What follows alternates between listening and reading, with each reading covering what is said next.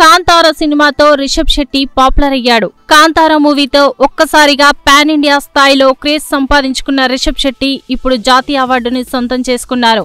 కన్నడలో విడుదలైన కాంతార చిత్రం మౌత్ టాక్ తోనే అన్ని భాషల్లోనూ బాక్సాఫీసుల్ని శాసించింది. కాంతార అద్భుతమైన విజయంలో రిషబ్ శెట్టి పాత్ర చాలా కీలకమైంది. 2010లో సినీ రంగంలోకి అడుగుపెట్టి సైడ్ క్యారెక్టర్లు చేస్తూ 2016లో రికీ కిరిక్ పార్టీ సినిమాలకు దర్శకత్వం వహించాడు. సాధారణ కుటుంబంలో జన్మించిన రిషబ్ శెట్టి 70వ జాతీయ ఉత్తమ నటుడిగా అవార్డు అందుకున్నారు. అసలు రిషబ్ బ్యాక్గ్రౌండ్ ఏంటి, సినిమాల్లోకి రాకముందు ఆయన ఏం చేశారనే దానికొస్తే రిషబ్ శెట్టి నటుడిగా అరంగేట్రానికి ముందు చాలా పనులు చేశారు. చిన్నతనంలో బాగా అల్లరి చేస్తున్న రిషబ్ పై చదువుల కోసం తన గ్రామం నుంచి బెంగళూరుకు మకాం మార్చాడు. డిగ్రీ చదివేటప్పుడు సినిమా చూసేందుకు నాన్నను డబ్బులు అడగలేక కూలీ పనులకు వెళ్లేవాడు.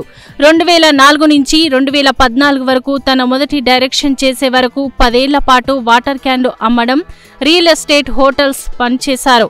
అలా తన గమ్యాన్ని చేరుకునేందుకు ఎంతో కష్టపడ్డారు రిషబ్. కాంతార సినిమాతో రిషబ్ శెట్టి పాపులర్ అయ్యాడు. కాంతార మూవీతో ఒక్కసారిగా పాన్ ఇండియా స్థాయిలో క్రేజ్ సంపాదించుకున్న రిషబ్ శెట్టి ఇప్పుడు జాతీయ అవార్డుని సొంతం చేసుకున్నారు. కన్నడలో విడుదలైన కాంతార చిత్రం మౌత్ టాక్ తోనే అన్ని భాషల్లోనూ బాక్సాఫీసుల్ని శాసించింది. కాంతార అద్భుతమైన విజయంలో రిషబ్ శెట్టి పాత్ర చాలా కీలకమైంది.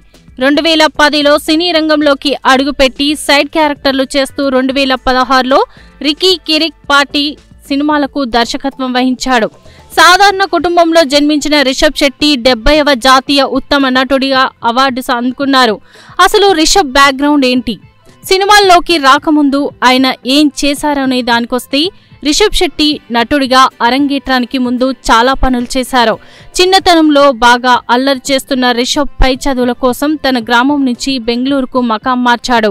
డిగ్రీ చదివేటప్పుడు సినిమా చూసేందుకు నాన్నను డబ్బులు అడగలేక కూలీ పనులకు వెళ్లేవాడు.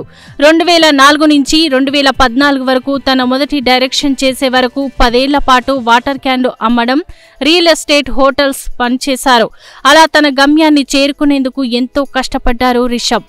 బేకరీలో తిన్న ఎగ్ పఫ్ 18 రూపాయల బిల్ అయితే జేబులో 17 రూపాయలు ఉన్న ఓ వ్యక్తి ఆ ఒక్క రూపాయి లేకపోవడంతో ఎంతో బాధపడ్డారు. జీవితం ఎటు పోతోంది అని తనలో తానే కుమిలిపోయారు. ఆ వ్యక్తే రిషబ్. అప్పు ఇచ్చిన వాళ్ళు ఎక్కడ గొడవ చేస్తారోనని మారువేషాల్లో తిరిగేవాడినని పలుసార్లు రిషబే స్వయంగా చెప్పుకొచ్చారు.